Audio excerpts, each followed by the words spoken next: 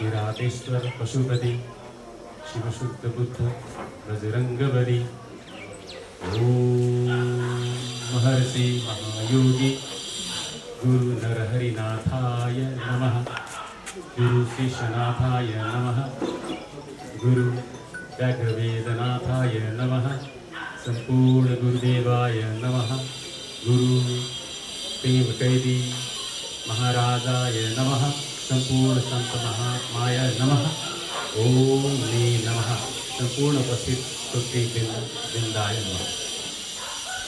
गुरु मत्स्येन्द्रनाथको आशीर्वाद प्राप्त गरेर सारा संसारलाई आफ्नो शक्ति प्राप्त गरेर गुरु गोरखनाथले यस पुण्यभूमि नेपाललाई ने महामुनिको शक्तिद्वारा अभिभूत गरेर मस्तो अवतार सहित सारा वेद शास्त्र र ज्ञानहरूको आविर्भाव गराउने यस जननी जन्मभूमि हाम्रो नेपाललाई अगाडि बढाउने थुप्रै दिग्दर्शनहरू गुरु प्रेम कैदीले हामीलाई दिँदै आउनुभएको छ। गुरु नरहरिनाथज्यूको प्रतापले म आज घोरक्ष साम्यवादको बारेमा थोरै चर्चा ल्याउने कोसिसमा छु। धेरै कुराहरू गुरु प्रेम कैदीले विश्व नै यो हिन्दू हो, सारा संसारमा हिन्दू धर्म मात्रै छ, त्यहाँभन्दा अरू कुनै धर्मै छैन भन्ने खालका कुराहरू जुन ल्याइसक्नु भयो, तिनीहरूमा पनि थोरै थोरै अरू कुराहरू जोड्दै म आजको मेरो वक्तव्यहरूलाई अगाडि बढाउनेछु। गुरु गोरखनाथ नै हाम्रो जीवनको लागि उहाँको दर्शन नै गुरु नरहरिनाथले हामीलाई किन महत्त्वपूर्ण आवश्यक र अत्यावश्यक छ भनेर जोड दिनु भनेर किन जोड दिएर प्रेम कैदी गुरुले हामीलाई बताइरहनु भएको छ, आज आएर किन जगाइरहनु भएको छ। यो अवस्थामा पनि यदि हामी नेपालका मानिसहरू विशेष गरेर युवा वर्ग साथीहरू जागेनौँ भने हामी त्यहाँभन्दा गए गुज्रेको कोही हुनेछ। त्यसैले यो बेला छ, म आह्वान गर्दछु हामीले आफूलाई चिनेर संसारलाई नै पनि हामी को हौँ भन्ने चिनाउने अवस्थामा अब अगाडि बढ्नको लागि यो एउटा नौलो क्रान्ति जुन सुरु भएको छ, नयाँ जनवादी क्रान्ति जस्तै गुरु गोरक्षनाथ र नरहरिनाथको आशीर्वादबाट यो नयाँ मनवादी क्रान्ति जुन सुरु भएको छ, नयाँ मनुवादी जुन क्रान्ति सुरु भएको छ, यसमा सारा संसारका युवाहरू, नेताहरू, विद्वानहरूलाई हामी यो पवित्र भूमि मृगस्थलीबाट आह्वान गर्न चाहन्छौँ। किनभने आजसम्म जति पनि विश्वविद्यालयहरूले हामीलाई जुन शिक्षा दिइरहेका छन्, यो त कामै नलाग्ने ठग बेकारको विद्या रहेछ भनेर भर्खरै गुरु प्रेम कैदीले किन भन्नुभयो त? यो कुरालाई हामीले प्रश्न बनाएर आज सारा विश्वविद्यालयका चान्सलरहरूले, विश्वका धनाढ्य मान्छेहरूले, विश्व लिडर हुँ भन्ने ठुला शक्तिशाली देशका नेताहरूले हामीले यहाँ आज नेपाली भाषाबाट यी कुराहरू आह्वान गर्दैछौँ। तपाईहरूलाई अङ्ग्रेजी भाषामा बुझाउनु पर्यो भने हामीले बुझाउनेछौँ, तर तपाईँहरूको कान हाम्रोतिर चाहिँ तानिनुपर्छ भन्ने हाम्रो विनम्रतापूर्वक आग्रह छ। सारा देशका, सारा संसारका, सारा शक्तिशाली नेताहरू तपाईँहरूको ध्यान यतातिर आउनुपर्छ। अब हाम्रा नेताहरूको त अब हामीले पुरै गर्नु पर्दैन, उहाँहरू सुनेर नसुने जस्तो गरेर बसिरहनु भएको यथार्थ हामी सबैलाई जानकारी छ। यो प्रसङ्गलाई म अब आज कसरी जोड्न चाहन्छु भने सबै महानुभावहरूसँग ध्यानपूर्वक यो कुरालाई सुन्नु। 2-3 दिन अगाडि मात्रै बिल क्लिन्टनकी श्रीमती 2016मा जो राष्ट्रपतिको उम्मेदवार हुनुहुन्थ्यो, हार्नुको छोरी मतले, उहाँले एउटा भयङ्कर ठुलो चिन्ता व्यक्त गर्नुभएको छ। उहाँको चिन्ताको विषय चाहिँ के रहेछ भने अमेरिकन युथहरू, अमेरिकाका युथहरू चर्च जान घिन मान्न थाले, बाइबल पढ्न खोजेन। आजका युवाहरू किन यस्तो भए? बडो दुःखको कुरा छ। कसरी धर्म जोगाउने, कसरी क्रिस्चियनिटी जोगाउने भनेर एउटा सभामा उहाँले सम्बोधन गर्दै उहाँले बताउँदै जुन चिन्ता हामी कहाँ हिन्दू धर्म नष्ट हुँदैछ कि भनेर हामी यहाँ गरिरहेका छौँ, त्यो वास्तवमा हाम्रो लागि चिन्ताको विषय किन हो, कसरी हो? के हिन्दू धर्म मात्रै नाश हुँदैछ भनेर हामीले चिन्ता लिने, कि समग्र धर्म नै नाश हुँदैछ भन्ने चिन्ता लिने, कि धर्मको के नाश हुन्छ भनेर पनि हामीले चिन्ता लिने? एउटा प्रश्नको रूपमा के धर्मको नाश हुन्छ त? अलिकति त्यो कुरामा म गुरु प्रेम कहिलेकाहीँ कुरालाई जोडेर अलिकति ध्यान यहाँ बाँड्न चाहन्छु।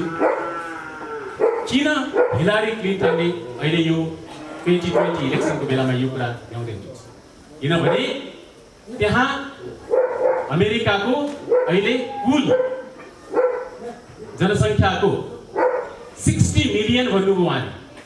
यी 60 मिलियन जनताहरू लगभग हिन्दू भइसके।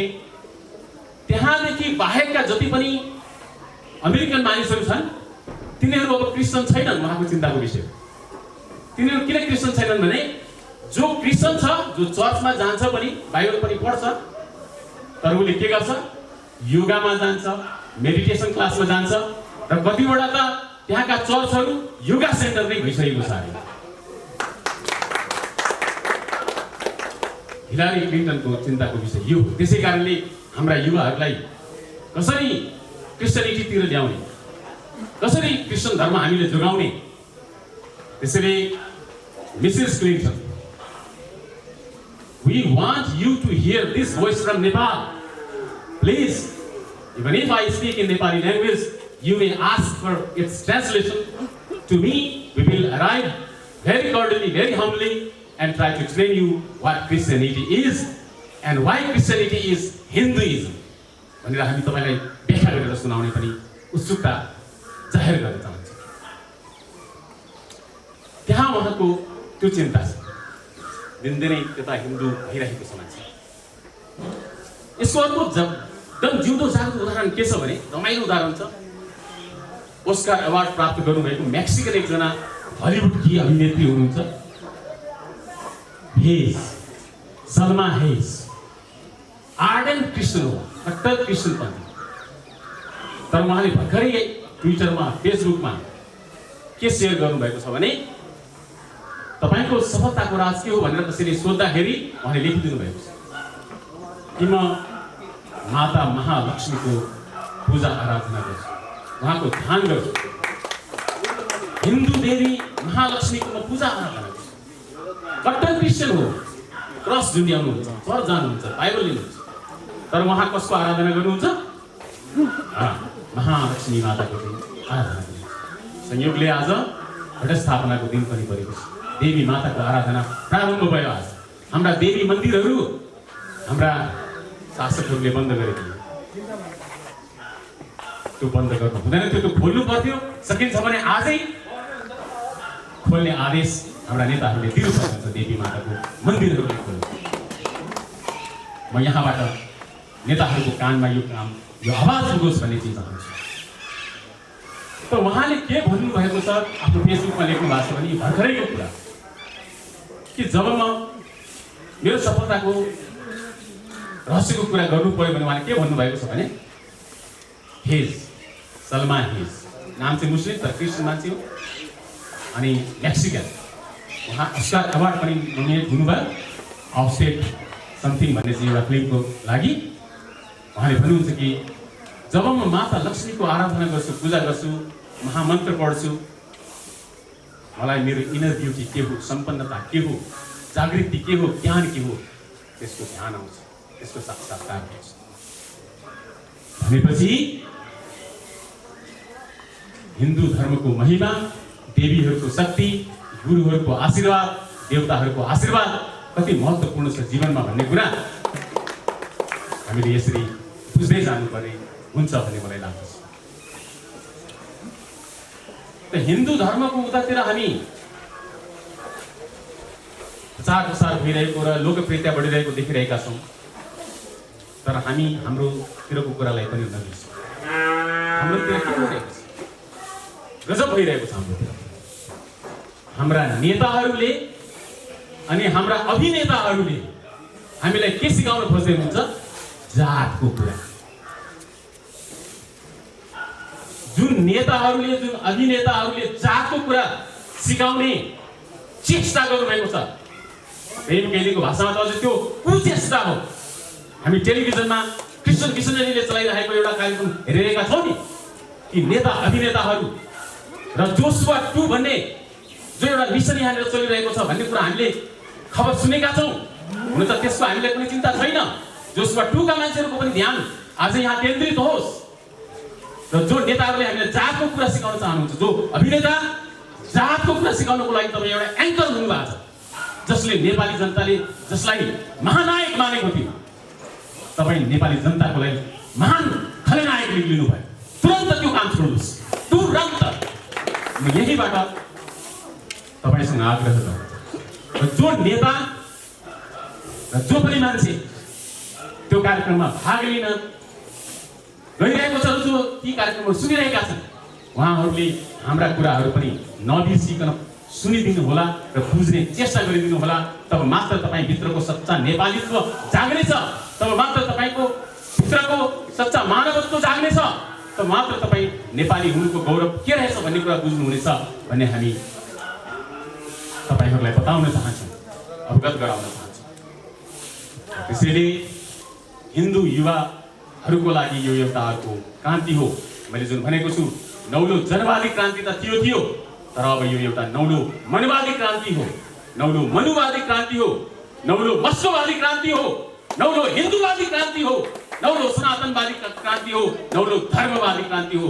यसमा सबैजना सबै मानिसहरू जुट्नुपर्छ भन्ने मेरो आग्रह छ, विनम्रतापूर्वक।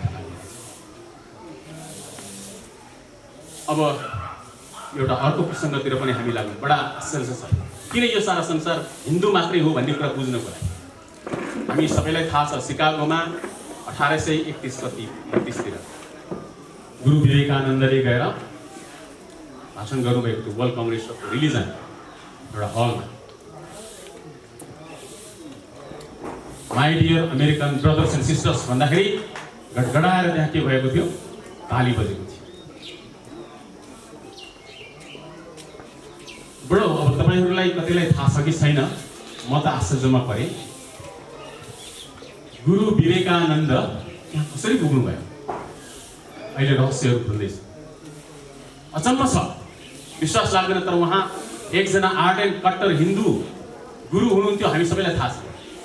रामकृष्ण गुरुले आशीर्वाद दिएर आध्यात्मिक शक्ति जागरण काली माताको आशीर्वादबाट प्राप्त गर्नुभएको गुरु हुनुहुन्थ्यो। बडो आश्चर्यको कुरा छ। संसारलाई कसरी कन्ट्रोल गर्ने भन्ने शक्तिहरू, धेरै किसिमका शक्तिहरू छन्। ती मध्ये धार्मिक, सांस्कृतिक र यो भौतिक शक्तिलाई नियन्त्रण गर्नको लागि एउटा फ्री मेसन सोसाइटी भन्ने छ। फ्री मेसन सोसाइटी,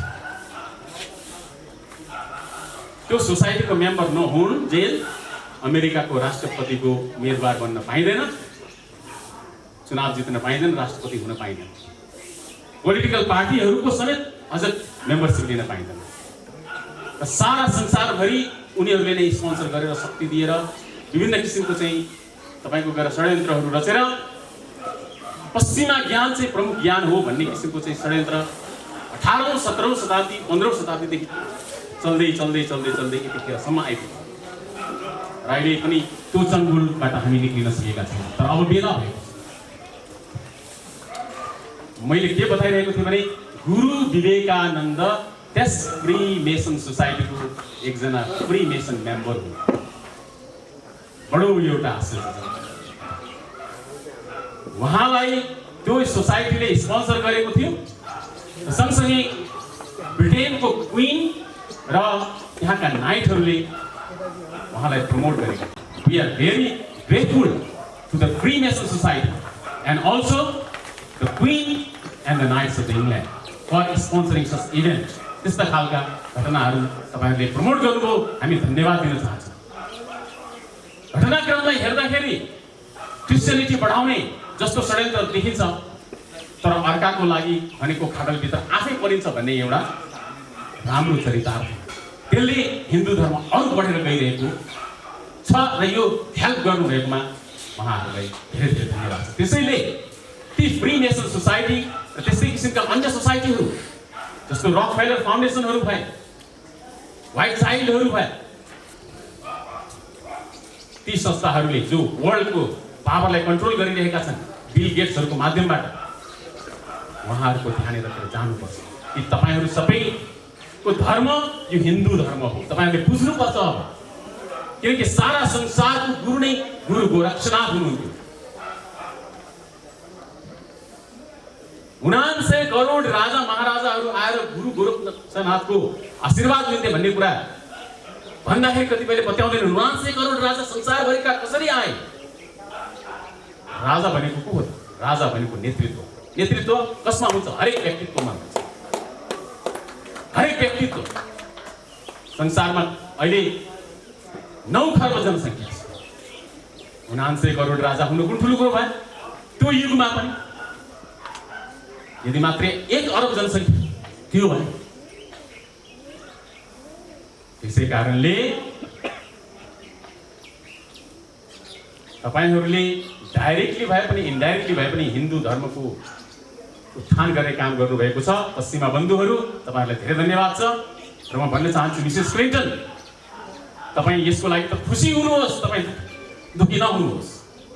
किनकि क्रिस्चियनहरू पनि हिन्दू नै हुन्। किन हुन्? म त्यो कुरालाई पनि जोड्न चाहन्छु। बडा रमाइलो कुरा छ। ब्राह्मण, क्षेत्री, वैश्य, शूद्र 4 वटा वर्ण छ हिन्दू धर्म। यो 4 वटा वर्णमध्ये ब्राह्मण धर्मलाई, ब्राह्मण वर्णलाई माथिल्लो वर्ण भनेर हामी भन्छौँ। हामी मध्ये कतिजनालाई थाहा छ कि ब्राह्मण कति थरी छन् यो संसारमा? कति थरी ब्राह्मण? हामी कहाँ त देशी ब्राह्मण छ, वाद्य ब्राह्मण छ, त्यसै गरी अरू बिचको ब्राह्मण छ, काटो खाने ब्राह्मण होला हैन, अरू के ब्राह्मण छ हैन। 2-4 थरी ब्राह्मणहरूको बारेमा जानकारी छ। ब्राह्मणहरूको इतिहासलाई हामीले पल्टाएर हेर्यौँ भने अहिलेसम्म गन्ती गरेर भेटाइएका ब्राह्मणहरू चाहिँ 1200 थरी छ। 1200 थरीहरू ब्राह्मणहरू मध्ये अनौठो कुरा छ क्या, बडा अनौठो।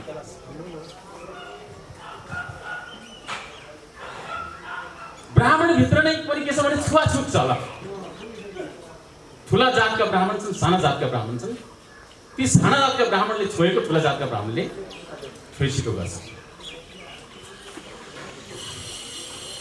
अब यो के छ? त्यो बेग्लै पाटो होला, वैदिक पाटो होला, रिचुअल पाटो होला, तान्त्रिक पाटो होला, हामी त्यतातिर अहिले जाँदैनौँ। तर हिन्दू धर्ममा जसोसुकै भए तापनि सबै हिन्दू हो, समानता यहीँबाट सुरु हुन्छ भन्ने कुरालाई आधार लिएर, हिन्दू हुनु नै समानता हो भन्ने कुरालाई लिएर हामी अगाडि बढ्न चाहन्छौँ। बडा आश्चर्यजनक कुरा छ। गान्धीजीको हत्या कसले गर्नुभयो? नाथुराम गोडसे, हैन त? मैले नाम बिर्सेँ भने क्षमा प्रार्थना। के हो? सुभाषजी हो? नाथुराम गोडसे। गोडसे भनेको के हो? बाहुन क्षेत्री। कसैलाई थाहा छ? गोडसे भनेको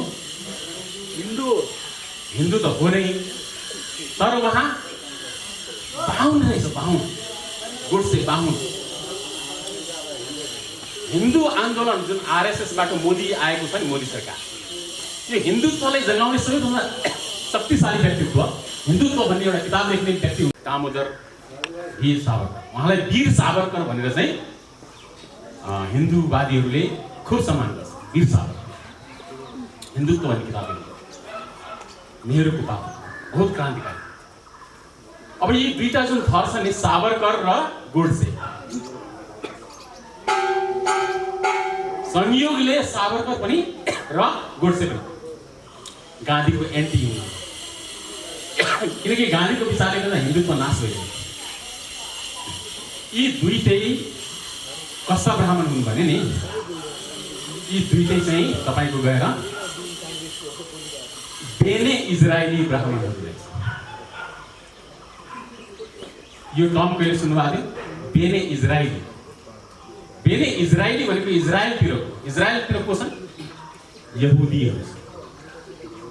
यी दुईजना यहुदी ब्राह्मणहरू हुन्। उनीहरूको पुर्खा परशुरामको पालादेखि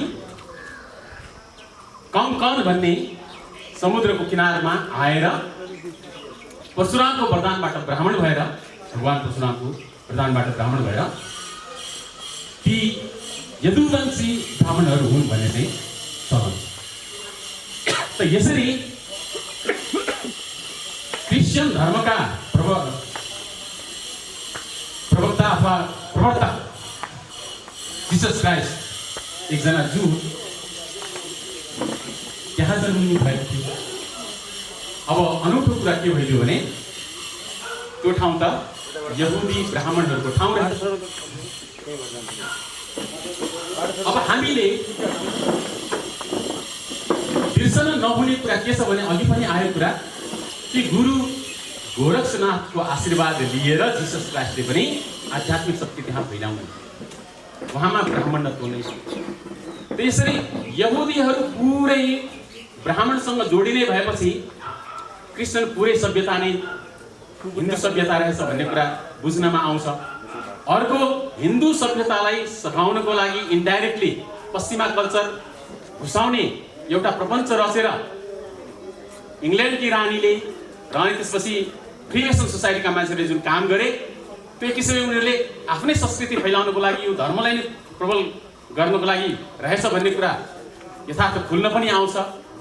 त यो यति सत्य सबै कहाँ जगजाहेर हुँदा हुँदै अब कुनै पनि क्रिस्चियन सोसाइटीले के यो सोच्ने बेला आएन कि तपाईहरू हिन्दू हुनुहुन्छ भनेर, जबकि क्रिस्चियनका जन्मदाता नै यदि हिन्दू वंशका मान्छे हुन् भने तपाईहरू त्यसरी वंशजको नाताले पनि के हुनुभयो, हिन्दू हुनु।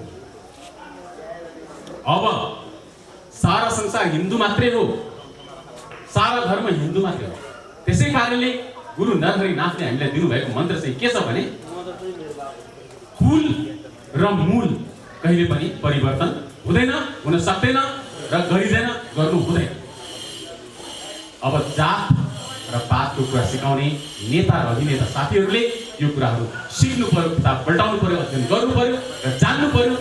किनकि हामी सारा विश्वलाई अब हिन्दूवादी बनाउनु छ, धर्मवादी बनाउनु छ।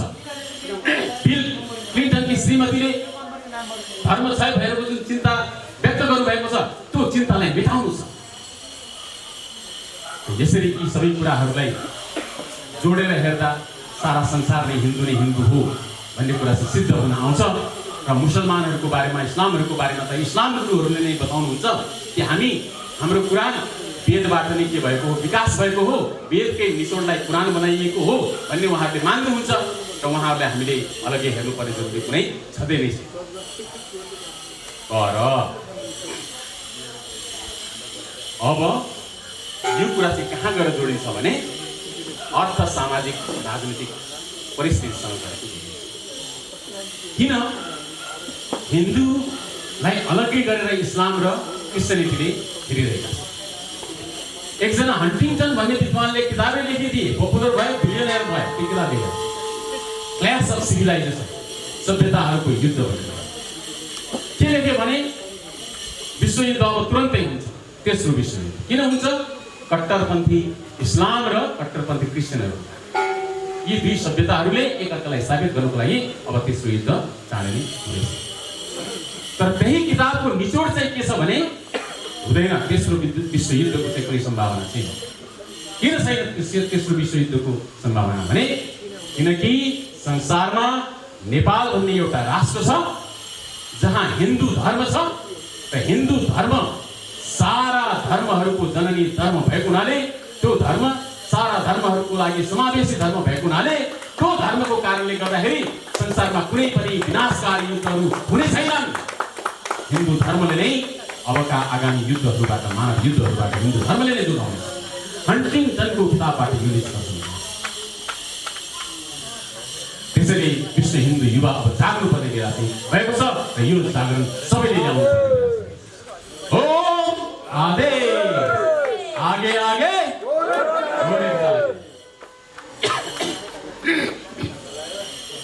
अब खासमा उनीहरू किन आफूलाई छुट्याएर हेरिरहेका छन्? हेरौँ है, यो कुरालाई अलिकति विचार।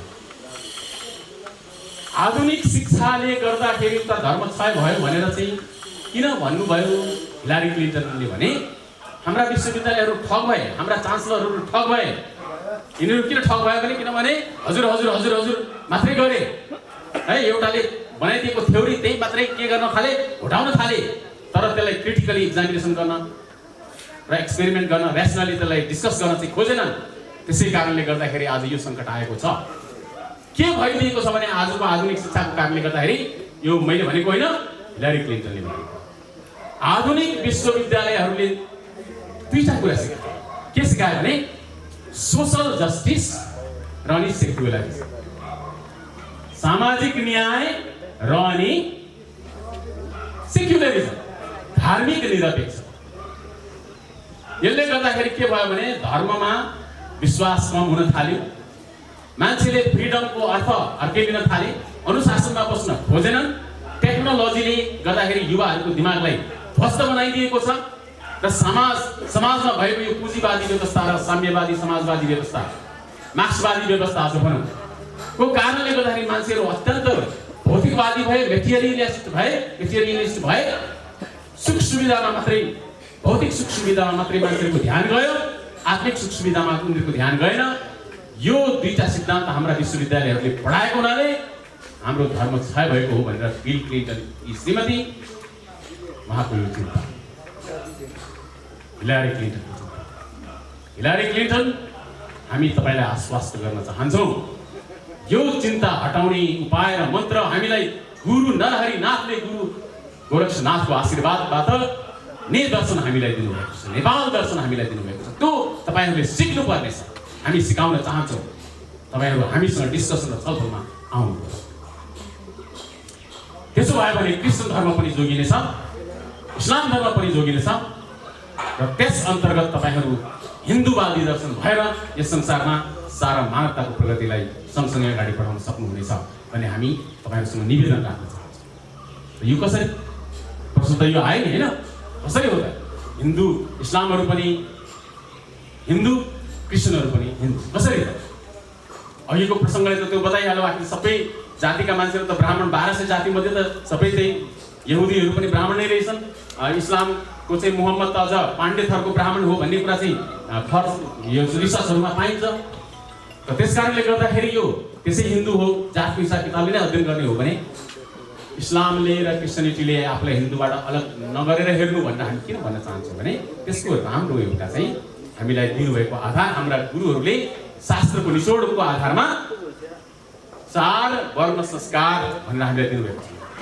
एउटा 4 वर्ण संस्कारको आधार खुड्किलो 4 एउटा श्लोकले के भन्छ, मैले राम्ररी जानिनँ भने पनि तपाईँले त्यसलाई क्षमा गर्दै सुनिदिनु होला।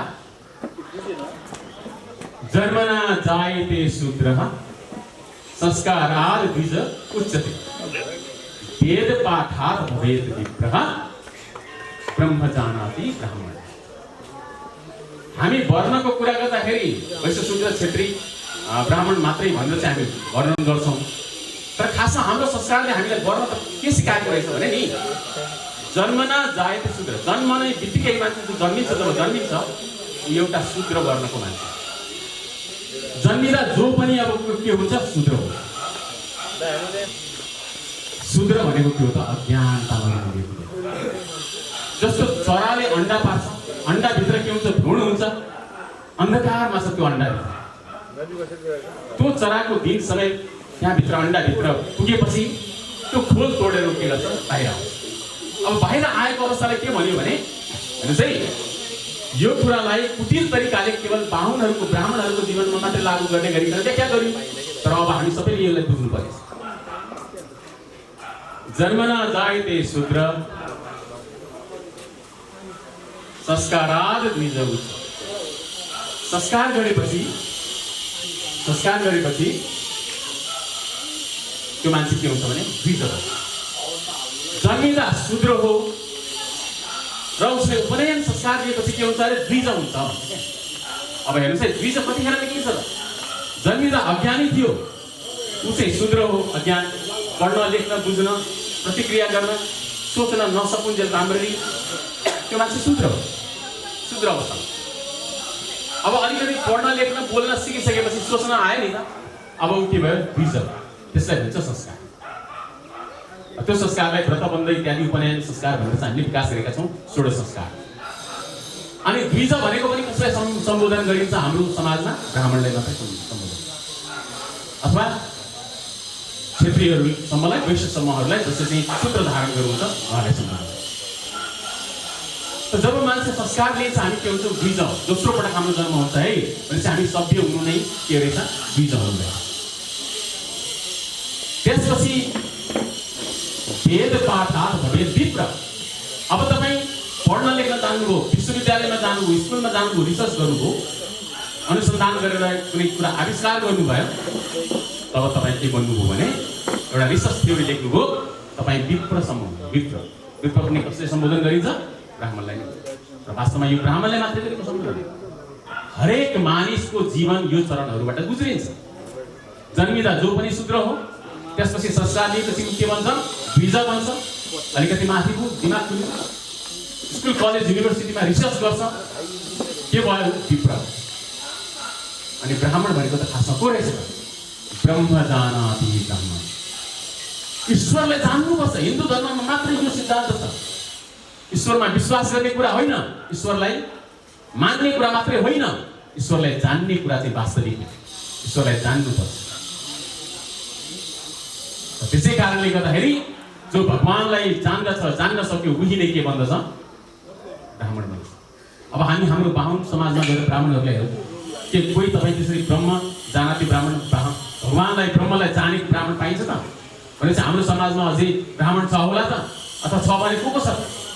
हाम्रो समाजमा भएका ब्राह्मणहरू हाम्रो गुरुहरू हुनु, गुरुहरू नै हुनु। उहाँहरूलाई हामी भगवानको दर्जामा राखेर उहाँहरूको सेवा गर्छ, स्तुति गर्छ। र गुरुहरूलाई सेवा गर्नु भनेको चाहिँ के हो भने पिता पुर्खालाई मान्नु हो, कुललाई मान्नु हो, कुल वंशलाई पूजा गर्नु हो, कुल पूजा गर्नु हो।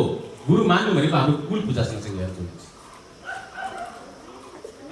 यसरी हामीले हेर्दाखेरि के देख्छौँ भने यो चार संस्कार यदि हामीले बुझ्न सक्यौँ भने सारा संसारले के रहेछ? हिन्दू रहेछ भन्ने प्रश्न हुन्छ। किनकि जन्मिने बित्तिकै जो पनि शूद्र हो, चाहे त्यो इस्लाम धर्म मान्ने मान्छे होस्, चाहे त्यो कृष्ण धर्म, वैष्णव मान्ने होस् वा शाक्त मान्ने होस्, त्यसपछि मात्रै चाहिँ उभो लाग्दैन। हिन्दू युवा सङ्घको अबको दायित्व जीवनलाई कसरी अगाडि बढाउने, यो दर्शनलाई पछ्याउँदै हिन्दुत्वको सन्देश सारा संसारलाई दिनुपर्छ। म यो किन अहिले बताउँदैछु भने तपाईँ हामी युवाहरू धेरैजना हाम्रो गलत युनिभर्सिटीहरूले गलत थ्योरी पढाइदिएको हुनाले सिकाउने मोटिभेटरले तपाईँलाई के सिकाउँछ? सिम्पल कुरा सिकाउँछ। जुन कुरा तपाईँले चाहिँ प्लस 2 पढ्दाखेरि नै पढिसक्नुहुन्छ। तपाईलाई जीवनमा पैसा कमाउनु भन्छ, म्याक्सिमम प्रफिट, म्याक्सिमाइजेसन अफ गाडी चाहिन्छ, बङ्गला चाहिन्छ, त्यसै कारणले म पत्रकार गर्दैछु भन्ने खालको कुरा ल्याएको थियो साथी।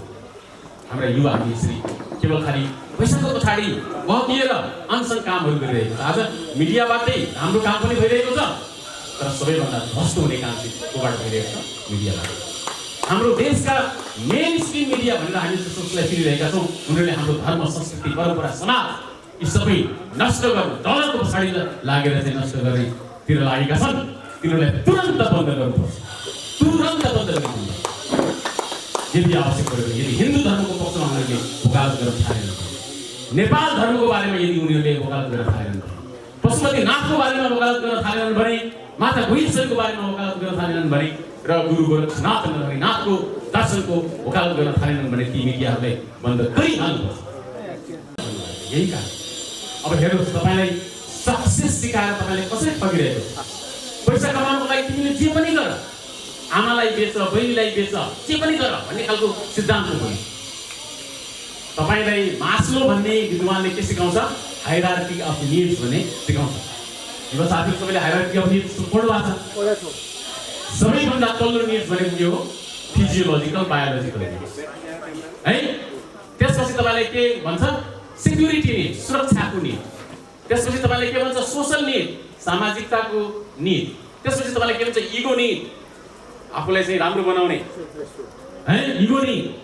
त्यसपछि तपाईँले के भन्छ? अब इज्जत, मान सम्मान कमाउनु पर्यो, इज्जतदार ठुलो मान्छे हुनु पर्यो, स्टिम निड, पैसा कमाएर। त्यसपछि तपाईँलाई के भन्छ भने पैसा कमाइसकेपछि सारा माथि तपाईँ शासन गर्नुहोस्, सेल्फ एक्चुअलाइज हुनुहुन्छ। यो सबै कुरा स्टिम, यो सेल्फ एक्चुअलाइजेसनसम्म तपाईँ जाँदाखेरि अघि हामीले भनेका छौँ नि, तपाईँ कुन तहमा हुनुहुन्छ? शूद्रमा कि द्विजमा कि तपाईँ कहाँसम्म जानुभयो भन्नुहोस् त? हामीलाई मास्लोको थ्योरीले शूद्र भन्दा माथि उठ्न दिँदैन। त्यो शूद्रता भनेको के हो भने फेरि हामीले भने जस्तो त्यो दलितको व्याख्यालाई हामी ल्याउँदैनौँ, मान्दैनौँ। त्यो शुद्रता भनेको अज्ञानता हो। तिमीले यो ज्ञान पाए जस्तो कुरा देखिन्छ, तर तिमी जहिले पनि अज्ञानी हो। किनकि तपाईँलाई एउटा साइकोलोजी पढाइएको छ। अब साइकोलोजीमा तपाईँले के कन्डिसनिङ थ्योरीहरू पढाउँछ, बिरालोलाई ट्रेनिङ दिने, मुसालाई ट्रेनिङ दिने, बाँदरलाई ट्रेनिङ दिने, अलिअलि रिइन्फोर्समेन्ट दिने, पुरस्कार दिने, पैसा दिने, अनि तपाईँलाई आफ्नो कन्ट्रोलमा राख्ने। उनीहरूले यो थ्योरीको साइकोलोजिकल थ्योरीबाट चाहिँ उनीहरूले सारा विश्वलाई सञ्चालन गर्न खोजे। आज आएर त्यो फेल भएको छ भनेर यो कोरोना युगले बताइएको छ। 3 दिन अगाडि मात्रै बिल गेट्सले दिएको एउटा चाहिँ अर्को मन्तव्य के छ भने अहिलेबाट नै, आजबाट नै यदि अब हामीले तयारी गरेनौँ भने कोरोना महामारीको दोस्रो फेजले हामीलाई तुरन्त साफ बनाउँछ। हेर्नुहोस् है, उसले साइकोलोजी कसरी युज गर्न खोजिरहेको छ। उसले पैसा कमाउनु छ, मेडिसिन बेचेर, हस्पिटलहरू चलाएर, विभिन्न इन्स्ट्रुमेन्टहरू बेचेर, भ्याक्सिनहरू उत्पादन गरेर। उसले 3 वर्ष अगाडि नै के घोषणा गरिदिएको छ भने अस्ति भर्खर हामीले एउटा फ्याक्ट आन्दोलन चलाएका छौँ। त्यो कहाँ पुगेको छ त्यो मलाई थाहा छैन। ती अभियन्ताहरू पनि जोडिनुपर्छ, उहाँहरू पातलो हुनुभयो, कता जानुभयो। हामीले फ्याक्ट आन्दोलन ल्याएका थियौँ। त्यो भनेको चाहिँ के थियो भने फाइट एगेन्स्ट कोरोना टेरर भन्ने थियो। त्यो कोरोना टेरोरिजमको एगेन्स्टमा हामीले लड्नुपर्छ। युवा साथीहरूसँग आएर जोडिएर त्यो आन्दोलनले पुनर्जीवन पाउनुपर्छ। बिल गेट्सले 3 वर्ष अगाडि नै घोषणा गरेका छन् के भने अब वर्ल्डमा तेस्रो युद्ध त हुँदैन, किनभने त्यहाँ हिन्दुइजम छ। तर अब वर्ल्डमा चाहिँ आतंक के मचाउनुपर्छ भने बायोमेडिकल, बायोकेमिकल टेरोरिजम चलाउनुपर्छ भनेर चाहिँ उहाँले घोषणा गरे। बायो टेरोरिजम उहाँले निकालेको एउटा टर्म। हेर्नुहोस्, यसरी संसारमा धनले, सम्पत्तिले हामीलाई अज्ञानतामा ठेलेर राखेर हामी माथि शासन गर्ने भन्ने कि सुशासन भन्ने कि अशासन भन्ने गर्ने यो युग चक्र चलेको छ। यो चक्रबाट सारा संसारलाई मुक्ति दिने मन्त्र हामीलाई गुरु गोरक्षनाथ नरहरिनाथले दिनुहुन्छ। अब यो भन्दा अर्को उपाय केही पनि छैन। सारा विश्वका नेताहरूलाई यो आह्वान गर्छु, तपाईँहरूले अब यो ज्ञान र शिक्षाको सफलताको चाहिँ के हो त मन्त्र। यो जीवन यसरी नै अगाडि बढ्न सक्छ त? मानव जीवन शान्तिको कामना हामी यसरी गर्न सक्छौँ त? यो सही बाटो होइन भनेर हामीलाई हाम्रा गुरुहरूले हजारौँ वर्षदेखि सिकाउँदै ऋषि परमात्माले सिकाउँदै। त्यसपछि गोरक्ष साम्यवादको अर्को एउटा तेस्रो कुड्किलाले के भन्छ भने तपाईँ 4 आश्रमको बारेमा बुझ्नुपर्ने हुन्छ, 4 संस्कार लिनुपर्ने हुन्छ। अब अर्को चाहिँ तपाईँलाई भन्छ त्यो पनि केमा आधारित छ भने 4 आश्रम 4 संस्कार भयो। अब मलाई जे याद आइरहेको छ म त्यही कुरा बताउनेछु। अब तपाईँ 4 युगमा जीवनलाई बिताउनु पर्छ। 4 युग, 4 युगमा चाहिँ के आउँछ? सत्य, त्रेता, द्वापर, कलि। सत्यलाई त्रेता युग पनि भनिन्छ। त्रेता, त्रेता, द्वापर, कलि। यति मध्ये यो 4वटा मध्ये सबैभन्दा पहिलो युग कुन हो बताइदिनुहोस् त मलाई। सत्ययुग हामीलाई पहिलो युग लाग्छ। सत्ययुग यदि नम्बर 1 युग हो भने त द्वापर युग आउनु पर्छ नि त। तर सत्यपछि के आएको छ? त्रेता युग आयो हैन? सत्य आयो, त्रेता आयो, राम जन्मिनु भयो, अनि त्यसपछि द्वापर आयो, कृष्ण जन्मिनु भयो। कलियुगको बेलामा चाहिँ भगवान बुद्ध जन्मिनु भयो हैन प्रारम्भमा। र अब हामी जन्मिएका छौँ र हाम्रो पछाडि कल्की अवतार हुन बाँकी नै छ। हेर्नुहोस् है, तर नम्बर 1 यदि अब हामी जन्मियौँ, एकदम सही छ। नम्बर 1 यदि सत्य युग हो भने त्यहाँ त द्वापर युग आउनु पर्ने ठाउँ हो नि त त्यो। त्यसपछि त आउनु पर्ने त कृष्ण अवतार हो, त्यो आएन किन? सिक्नु पर्ने एउटा युग रहस्य छ हामी सबै। अब यसलाई ठिक हाम्रो यो गुरु गोरक्ष नरहरिनाथ शास्त्र दर्शनले जुन गोरक्ष साम्यवाद दिनुभएको छ उसले के बताउँदैछ भने यसलाई अब तपाईँहरूले यसरी बुझ्नुपर्छ। कसरी बुझ्नु पर्नेछ? पहिलो युग सत्ययुग होइन, पहिलो युग यो कलियुग चाहिँ पहिलो युग। नम्बर 1 युग चाहिँ के हो? तपाईँ जन्मिनु हो, हामी जन्मियौँ भनेर हामीले भन्यौँ नि, दिस इज द फर्स्ट युग। कलियुग चाहिँ पहिलो युग हो। अब त्यसपछि के युग आउनेछ? द्वापर युग। फर्स्ट पछि सेकेन्ड आउँछ नि त। अब त्यसपछि कृष्ण जन्मिनेछ। अनि कृष्ण जन्मेपछि के आउँछ? राम राज्य आउँछ, राम जन्मिनेछ। अनि राम राज्य आएपछि बोल्दै के हुन्छ? सत्ययुग आउँछ। हेर्नुहोस्, तपाईँको दायित्व हो यो। तपाईँ पहिलो युगमा हुनुहुन्छ। हिन्दू धर्मको ज्ञानले, गोरक्ष साम्यवादको ज्ञानले हामीलाई युद्ध दिशातर्फ मार्गनिर्देश गरिरहेको छ। हामीले बुझ्नुपर्ने कुरा चाहिँ यो हो। त्यसरी गोरक्ष साम्यवादले हामीलाई 4 युग बाँच्नु दिएको छ।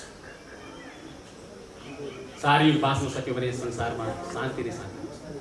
हामीले सत्ययुग ल्याउनु पर्ने चाहियो भन्ने परिकल्पना गरेर यो कलियुगलाई म्यानेज गर्न सक्छौँ नि त। बिल क्लिन्टन कि श्रीमती हिलरी क्लिन्टनले यो सोच्नु पर्यो।